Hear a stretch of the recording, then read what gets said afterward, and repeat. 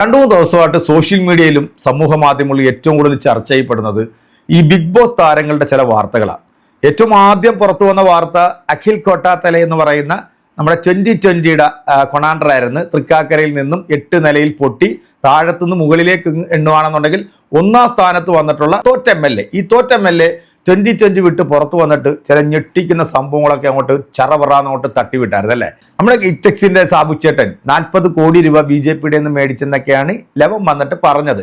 Robin Radhakrishnan ഇപ്പൊ കുണ്ടറയിൽ നിന്നും അതും 8 നിലയിൽ പൊട്ടി താഴത്തുനിന്ന് നോക്കുകയാണെങ്കിൽ മുകളിലേക്ക് എണ്ണിയാൽ തോറ്റ MLAയിൽ 1ാം സ്ഥാനത്ത് നിൽക്കുന്ന മറ്റൊരു മഹാവീരൻ നമ്മുടെ വേദാലക്ഷ്മി ഒരു വാർത്ത അങ്ങോട്ട് പുറത്തോട്ട് വിട്ടായിരുന്നു അല്ലേ. ഒരു വോയിസ് ക്ലിപ്പ് അങ്ങോട്ട് പുറത്തേക്ക് വിട്ടായിരുന്നു. അതായത് ഈ മഹാൻ പറയുന്നത്, ഞാൻ ഒരു നല്ലൊരു ബിസിനസ്സുകാരനാണ്, BJP എന്ന് പറഞ്ഞാൽ പച്ച വർഗീയവാദികളാണ്, അവരുടെ രാഷ്ട്രീയത്തോടൊന്നും എനിക്ക് താല്പര്യമൊന്നുമില്ല, പക്ഷേ എൻ്റെ കുറച്ച് കാര്യങ്ങളൊക്കെ നടക്കാൻ വേണ്ടി കേന്ദ്രം ഭരിക്കുന്നത് BJP ആയതുകൊണ്ടും എനിക്ക് നരേന്ദ്രമോദിജി എന്ന് പറയുന്ന രാജ്യത്തിൻ്റെ പ്രധാനമന്ത്രിയോടുള്ള അടങ്ങാത്ത ഭക്തി ഉള്ളത് കൊണ്ടും ഞാൻ BJPയുടെ ഭാഗമായിട്ട് നൈസായിട്ട് നിൽക്കുകയാണ് എന്നാണ് ഈ വെട്ടാവളിയൻ പറഞ്ഞത്. ആ വോയിസ് ക്ലിപ്പ് നമ്മുടെ വേദാലക്ഷ്മി പുറത്തു വിട്ടിരുന്നു അല്ലേ. ഇപ്പം ലേറ്റസ്റ്റ് ആയിട്ട് വരുന്ന മറ്റൊരു ബിഗ് ബോസ് താരമാണ് സീക്രട്ട് ഏജന്റ് സായി കൃഷ്ണ. ഇപ്പം സമൂഹ മാധ്യമങ്ങളിൽ വലിയ രീതിയിൽ തന്നെ ചർച്ച ചെയ്യപ്പെടുന്നതും ഈ സായി കൃഷ്ണയെ എടുത്തിപ്പോൾ ഭിത്തിയിൽ ആൾക്കാർ ഒട്ടിച്ചുകൊണ്ടിരിക്കുക. ഒരു വ്യക്തിയുടെ സ്വകാര്യ ജീവിതത്തിലേക്ക് ഇറങ്ങിച്ചെന്നുകൊണ്ട് വീഡിയോ ചെയ്യുന്നത് ശരിയാണോ എന്ന് ചോദിച്ചു കഴിഞ്ഞാൽ 100% അത് ശരിയല്ല എന്നുള്ളത് അഭിപ്രായക്കാരനാണ് ഞാൻ. നമുക്ക് രാഷ്ട്രീയപരമായിട്ടൊക്കെ വിമർശിക്കാം, ഈ രാജ്യത്ത് നടക്കുന്ന അനീതികളെ കുറിച്ചിട്ടൊക്കെ നമുക്ക് സംസാരിക്കാം. ഇദ്ദേഹത്തിൻ്റെ സുഹൃത്തിൻ്റെ ഭാര്യ മറ്റൊരാളോടുകൂടി ഒളിച്ചോടി പോയി, അത് ഒരു 3-4 കണ്ടന്റായിട്ട് പുള്ളി ഇങ്ങനെ അങ്ങോട്ട് ചെയ്തുകൊണ്ടിരിക്കുക. ഈ രേണുസുധിയെ വെച്ചിട്ട് ഒരുപാട് കണ്ടന്റുകൾ ചെയ്ത് ഒരുപാട് ആൾക്കാർ പൈസ ഉണ്ടാക്കി. പക്ഷെ ഞാൻ ഇന്നേ വരെ രേണുസുധീൻ്റെ ഒരു വീഡിയോ എടുത്തിട്ട് ഞാൻ ഇതുവരെ വാർത്ത ചെയ്തിട്ടില്ല. അത് ഫിറോസിന്റെ ഭാര്യയുടെ ചില വിഷയങ്ങൾ എടുത്തിട്ട് ആൾക്കാർ വീഡിയോ ചെയ്യുന്നുണ്ട്. അപ്പോൾ ഇത്തരം വീഡിയോകളൊന്നും സാധാരണ ഞാൻ ചെയ്യാറില്ല. ഈ ഒരു വിഷയവുമായി ബന്ധപ്പെട്ടിട്ട് നമ്മുടെ സുനിത ദേവദാസ് സായി കൃഷ്ണയ്ക്ക് കൊടുക്കുന്ന ഒരു മറുപടി ഉണ്ട് കേട്ടോ. കിടുക്കാച്ചി മറുപടിയാണ്, ഒന്ന് കേട്ടു വയ്ക്കും. നമ്മൾ ഇന്നലെ അന്യരുടെ സ്വകാര്യ ജീവിതത്തിൽ കടന്നു കയറി സീക്രട്ട് ഏജന്റ് ചെയ്യുന്ന വീഡിയോകളെ കുറിച്ചും സുഹൃത്തുക്കളുടെ സ്വകാര്യ ജീവിതം പരസ്യപ്പെടുന്നതിനെ കുറിച്ചും ഒരു വീഡിയോ ചെയ്തിരുന്നു. അതിന് സീക്രട്ട് ഏജന്റ് മറുപടി തന്നിട്ടുണ്ട്. ഈ ബോർഡിൽ എഴുതിയിരിക്കുന്നതൊക്കെയാണ് അദ്ദേഹം തന്നിരിക്കുന്ന മറുപടി. അതിൽ ഏറ്റവും കൂടുതൽ അദ്ദേഹം ഉപയോഗിച്ചിരിക്കുന്ന ഒരു വാക്ക് ദേവദാസി എന്നാണ്. ഇപ്പൊ ഈ വീഡിയോ കാണുന്ന പലർക്കും സംശയം ഉണ്ടാകും എന്താണ് ഈ വാക്കിന്റെ അർത്ഥം എന്ന്. ദേവദാസി എന്ന വാക്കിന്റെ അർത്ഥം വേശ്യ എന്നാണ് മീനിങ്. ബാക്കി വീഡിയോ കാണാം. ദേവദാസി ചോദ്യമൊന്നുമില്ല, ന്യായീകരിച്ചോളൂ. ആ ഒരു ദേവദാസി ഐറ്റം നിനക്കുണ്ട്, അതുകൊണ്ട് നീ അത് അവിടെ കയ്യിൽ വെച്ചാൽ മതി. അത് ഇനി അധികം എടുത്ത് ഇളക്കണ്ട, മനസ്സിലായോ? കമ്പ്യൂട്ടറിന് മുന്നിൽ വെച്ച് കറങ്ങുന്ന കസാല കറങ്ങും ദേവദാസി. കറങ്ങുന്ന കസേരയാണ് ഇപ്പൊ പ്രശ്നം. നല്ല A class Sunitha Devadasi for commies. ദേവദാസിയോടും പ്ലക്കിയോടും എനിക്ക് 10 പറയാനുണ്ട്. ഈ സുനിത ദേവദാസിമാരും പ്ലക്കികളും ഒക്കെ വന്നിറങ്ങുമ്പോ റിവെഞ്ച് മോഡ് ഓണാക്കി വരുന്ന അതിന് ഇവനേതാ റിവെഞ്ച് എടുക്കാൻ? മരപ്പെട്ടി പെട്ടി. ഞാൻ നോക്കുമ്പോ നീയൊക്കെ വലിയ സംഭവം, ഞാനെന്തോ വലിയ വെടലിയായിട്ട്, എന്നാൽ ഇവന്റെ ക്രെഡിബിലിറ്റി പൊട്ടിക്കുക. അങ്ങനെ നീയൊക്കെ കൂട്ടം കൂടിയിട്ട് അടിച്ചു കഴിഞ്ഞാൽ പൊട്ടുന്ന ക്രെഡിബിലിറ്റി ഒന്നുമല്ല. നല്ല രീതിയിൽ ഞാൻ ഇവിടുത്തെ കമ്മി രാഷ്ട്രീയക്കാരെ വർപ്പിച്ചിട്ടുണ്ട്, സംഘി രാഷ്ട്രീയക്കാരെ വർപ്പിച്ചിട്ടുണ്ട്. ഒരു പരിധി വരെ കൊങ്ങിയാൾക്കും കൊട്ടിയിട്ടുണ്ട്, സുഡാപ്പികൾക്കും കൊട്ടിയിട്ടുണ്ട്. പക്ഷേ ഈ കൊങ്ങി സുഡാപ്പി കൊട്ടിൻ്റെ രസം കുറവാണ്. മാധവ് സുരേഷിനെ അടക്കം ഒരു സാധനം എടുത്ത് വെച്ച് ആടിനെ പട്ടിയാക്കുന്ന രീതിയിലുള്ള നിന്റെ കമ്മിത്തരം ഇത് കേട്ട് ഞാൻ ശരിക്കും ചിരിച്ചു പോയി. മാധവ് സുരേഷിന് വേണ്ടിയൊക്കെ വാദിക്കാൻ വക്കീലുണ്ട് ഈ നാട്ടില്. നിന്നെ പോലെ കമ്മി ക്യാപ്സ്യൂൾ വിഴുങ്ങി കമ്മിയാൾക്ക് ചെയ്ത് വിളിച്ച് രാവിലെ നീച്ചാ കഴിഞ്ഞാൽ മനുഷ്യനാവണം എന്ന് നടക്കുന്നതല്ല. മനുഷ്യനാകണം. ദേവദാസി വേറെ നല്ല ഡിറ്റർജന്റ് കിട്ടുമോ നോക്ക്. പിന്നെ ആഭാസ യൂട്യൂബർ ആണോ ആഭാസം ഇല്ലാത്ത യൂട്യൂബർ ആണോ എന്നുള്ളതൊക്കെ നാട്ടുകാർ തീരുമാനിച്ചോളും. ശരി, വീഡിയോ കാണുകയും കേൾക്കുകയൊക്കെ ചെയ്യുന്ന ഒരു കാര്യങ്ങൾ തീരുമാനിക്കട്ടെ. അല്ല ചെങ്ങായിമാരെ, കസേരയിൽ ഇരുന്ന് കറങ്ങിക്കൊണ്ടിരുന്നാ മതിയോ? എന്റെ ഈ കസേരയോട് പലർക്കും അസൂയ ഉണ്ടെന്നൊക്കെ എനിക്ക് മനസ്സിലായി. ഈ വീഡിയോ ഒന്ന് നോക്കിക്കേ.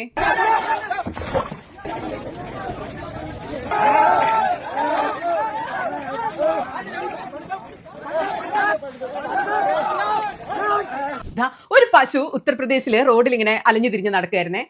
ഡോക്ടർ രാഹുൽ സിദ്ധാർത്ഥ് വണ്ടി ഓടിച്ചു വരുന്നു. അറിയാതെ പശുവിനെ ഇടിച്ചുപോയി. ആളുകൾ ഓടിക്കൂടുന്നു. കാറിൽ നിന്നും ഡോക്ടറെ വലിച്ചിറക്കുന്നു, തല്ലി ചതിക്കുന്നു. അവസാനം എവിടെ നിന്നൊക്കെയോ വിവരം പറഞ്ഞ് വേറെ കുറെ ഡോക്ടർമാര് ഓടി വന്നിട്ട് ഈ ഡോക്ടറെ ആശുപത്രിയിലാക്കുന്നു. ഡോക്ടറെ തല്ലിയ നാട്ടുകാര് പശുവിനെ ആശുപത്രിയിലാക്കുന്നു. പശു ചത്തുപോയി, പാവം. ഡോക്ടർ മൃതപ്രായനായി രക്ഷപ്പെട്ടു. ഇതാണ് മോഡിഫൈഡ് ഇന്ത്യ. നമ്മൾ നേരത്തെ കണ്ട പോലത്തെ ഭ്രാന്തന്മാരുണ്ടെങ്കിൽ ഏത് നാട് ഇതുപോലെയൊക്കെ ഭ്രാന്താലയമാകും. ശംഭോ മഹാദേവ.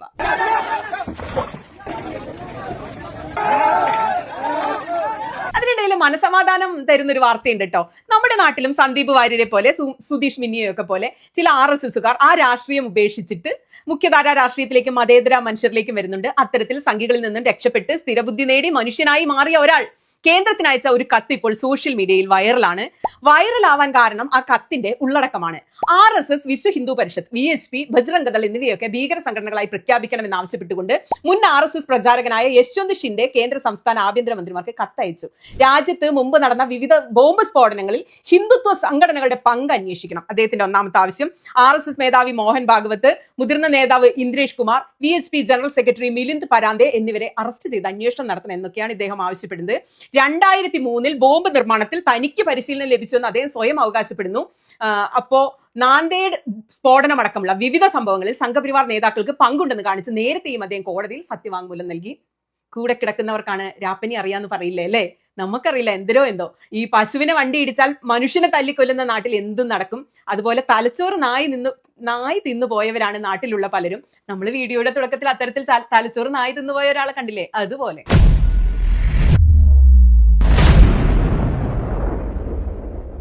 വേറെ രസകരമായ ഒരു വാർത്ത കൂടി കണ്ടേ. രാഹുൽ ഗാന്ധി കഴിഞ്ഞ ദിവസം പിങ്ക് ഷർട്ട് ഇട്ടിട്ട് ഒരു പബ്ലിക് അപ്പിയറൻസിൽ പങ്കെടുക്കുന്നത് കണ്ടില്ലേ? സിസ്റ്റം കോ ഖതം ടാറ്റാ ബൈ ബൈ കർനാ ഹൈ. അതിൽ പിന്നീട് ആളുകൾ പിങ്ക് ഷർട്ടുകൾ ഓടി നടന്ന് വാങ്ങുകയാണത്രേ. ഇപ്പോൾ മിക്ക ഓൺലൈൻ പ്ലാറ്റ്ഫോമുകളിലും പിങ്ക് ഷർട്ട് കിട്ടാനില്ലെന്ന്. സത്യത്തിൽ പിങ്ക് ഷർട്ട് ഇട്ട രാഹുൽ ഗാന്ധിയെ കാണാൻ നല്ല ഭംഗിയുണ്ടായിരുന്നു. ഷർട്ടിനെ കുറിച്ചൊക്കെ പറഞ്ഞപ്പോഴാണ് ഇന്നലെ പാർലമെന്റിലെ പ്രധാനപ്പെട്ട ചർച്ചാ വിഷയം മുണ്ടും ലുങ്കിയും ധോത്തിയും ഒക്കെ ആയിരുന്നു. ലുങ്കിവാല എന്ന് ജോൺ ബ്രിട്ടാസിനെ, നമ്മുടെ MP യെ BJP MP സുഷ്മിത ദേവ് വിളിച്ചു. BJPയുടെ MP, അവർ മുമ്പ് കോൺഗ്രസ് ആയിരുന്നു. മുണ്ട് മടക്കി കുത്തി ബ്രിട്ടാസ് അവകാശ ലംഘനത്തിന് നോട്ടീസ് കൊടുത്തു. നിയമ നടപടികൾ, പ്രതിഷേധങ്ങൾ ഒക്കെ ഒരു വഴിക്ക് നടക്കുന്നുണ്ട്. നമുക്ക് അവരെ തിരിച്ചു വിളിക്കാൻ പറ്റിയ ഏറ്റവും നല്ല പേര് ചാണകം എന്ന് തന്നെയല്ലേ. അതിൽ വലിയൊരു ചീത്തപ്പേരൊന്നും ഈ ലോകത്തുണ്ടെന്ന് തോന്നുന്നില്ല. വേറൊരു പേരുടെ വേണമെങ്കിൽ വിളിക്കാം, സംഘി. ഞാൻ സംഘിയാണ് എന്ന് അഭിമാനത്തോടു കൂടി പറയുന്നത് എത്ര ആളുകളെ നിങ്ങൾ കണ്ടിട്ടുണ്ട്? ഞാൻ വളരെ കുറച്ച് പേരെ കണ്ടിട്ടുള്ളൂ. അതിലെന്തോ ഒരു അപമാനമുള്ള പോലെയാ. അപ്പൊ ഹേയ് സംഘി, സുന്ദരന്മാരായ മലയാളി ആണുങ്ങൾ മുണ്ട് മടക്കി കുത്തി ഇറങ്ങിയാൽ എന്ത് ഭംഗിയാ. പിന്നെ ചുറ്റുള്ളൊന്നും ശരിക്കും കാണാൻ പറ്റില്ല. അതുകൊണ്ട് ഞങ്ങൾക്ക് ലുങ്കിവാല എന്നൊക്കെ നിങ്ങൾ വിളിച്ചാൽ സന്തോഷമേ ഉള്ളൂ കേട്ടോ ചാണകമേ. ഇന്നലെ എന്നിട്ട് എല്ലാ MP മാരും മുണ്ട് കൊടുത്തിട്ട് പാർലമെന്റിൽ വന്ന് നല്ല രസം ഉണ്ടായിരുന്നു കാണാൻ. നോക്കൂ.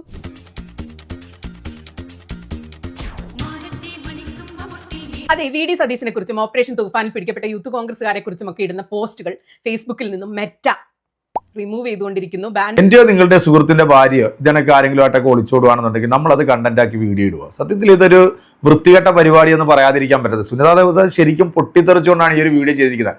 കാരണം സായിയുടെ ഓരോ വീഡിയോകൾ നോക്കുകയാണെന്നുണ്ടെങ്കിൽ നിങ്ങൾക്ക് മനസ്സിലാവും പുള്ളിയുടെ വീഡിയോയുടെ കണ്ടന്റ് എന്താണെന്നുള്ളത് മനസ്സിലാവും. പുള്ളി എല്ലാ വിഷയങ്ങളെ കുറിച്ചിട്ടും വാർത്തകൾ ചെയ്യും. സിനിമ റിലേറ്റഡ് ആയിട്ടുള്ള ഇതിനെ കുറിച്ചിട്ട് പുള്ളിയുടെ അഭിപ്രായങ്ങൾ പറയാൻ സ്വകാര്യതയാണ്. കാരണം ആ പെൺകുട്ടിയും ആ പുള്ളിയും തമ്മിൽ അഭിപ്രായ വ്യത്യാസങ്ങളുണ്ടാകും, അല്ലെങ്കിൽ അവരുടെ ഇടയിൽ എന്തെങ്കിലുമൊക്കെ വിഷയങ്ങളുണ്ടാകാം. ഇതൊന്നും നമുക്കറിയത്തില്ല. പക്ഷെ ഇതൊക്കെ എടുത്തുകൊണ്ട് വന്നിട്ട് ഒരു കണ്ടന്റ് ആക്കി ഇടുന്നത് നാറിയ പരിപാടിയാണെന്ന് പറയാതിരിക്കാൻ നിവൃത്തിയില്ല. എന്നാലും കൊടുക്കേണ്ടത് കൃത്യമായിട്ട് നമ്മുടെ സുനിത നന്നായിട്ട് കൊടുത്തിട്ടുണ്ട്. അപ്പോൾ ഈ ഒരു വീഡിയോയുമായി ബന്ധപ്പെട്ട് നിങ്ങളുടെ കമന്റുകൾ അറിയിക്കുക. നമുക്ക് അടുത്തൊരു വീഡിയോയിൽ വീണ്ടും കാണാം. അതുവരെയ്ക്കും എല്ലാവർക്കും ബൈ.